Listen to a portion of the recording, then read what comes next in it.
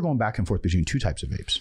Yeah. So when you were getting anxiety from the nicotine, yes, you were using a different one. Yes. So one is maybe a pre-workout or after the gym or maybe before bed. So I would use them.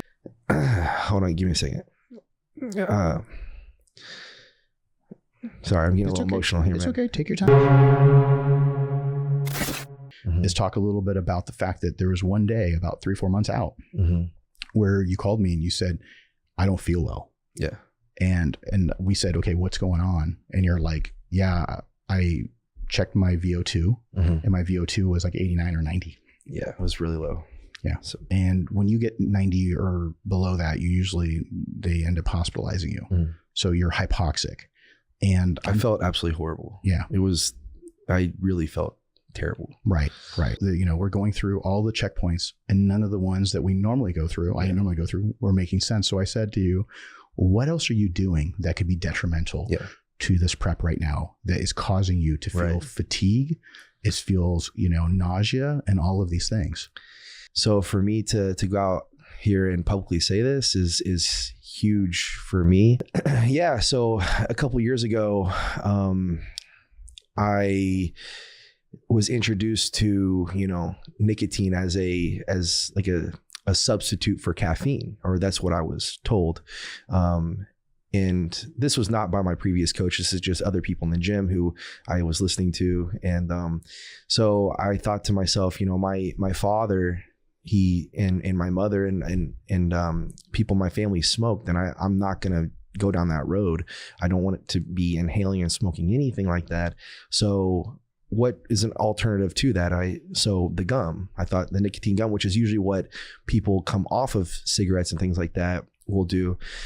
So I dabbled in using nicotine gum as like a substitute for caffeine. So I wasn't stimming up too much in the gym, because I noticed the more caffeine that I would be using, it wasn't helping. So nicotine gum was the next alternative. And at the time I was like, okay, I think this might be helping.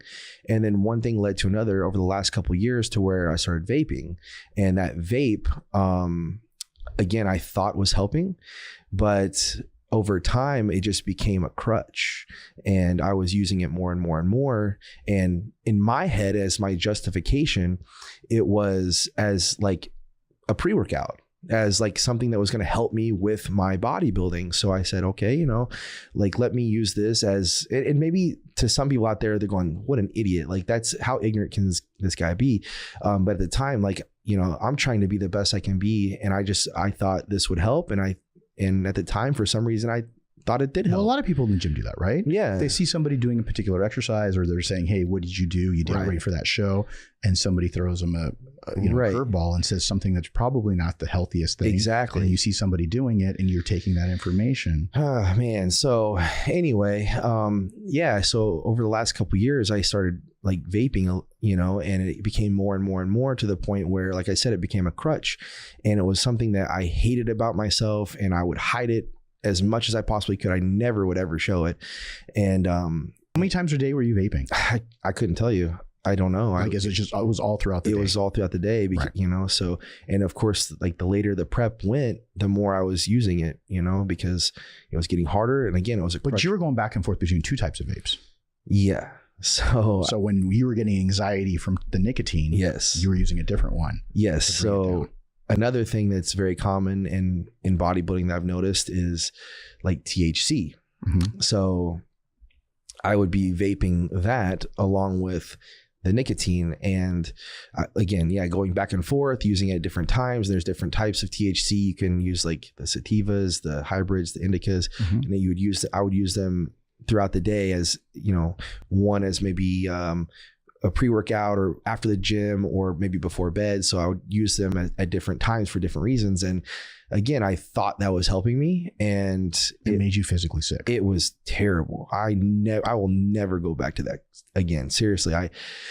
It made me feel completely toxic, man. And I, at first, like I said, I thought it was helping. And then over time, I guess just the more I was using it, it really took away from not just my bodybuilding, but me. Like I even talked to my mother about it. She was like, Derek, you just didn't seem like yourself for a couple of years. And I wasn't. Like I really was not myself, and I hated it. And again, for the viewers out there, this is not easy for me to talk about. Like why I'm saying this right now. My hold on, give me a second.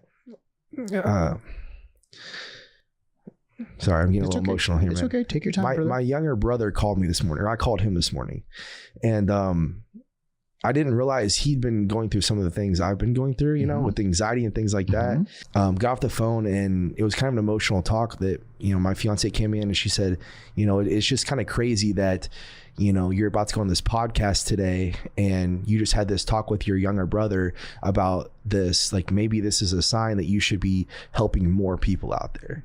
So like, that's why it gets emotional to me, is that like, not only am I thinking about my brother right now, but I'm thinking about how many people that I can possibly be helping.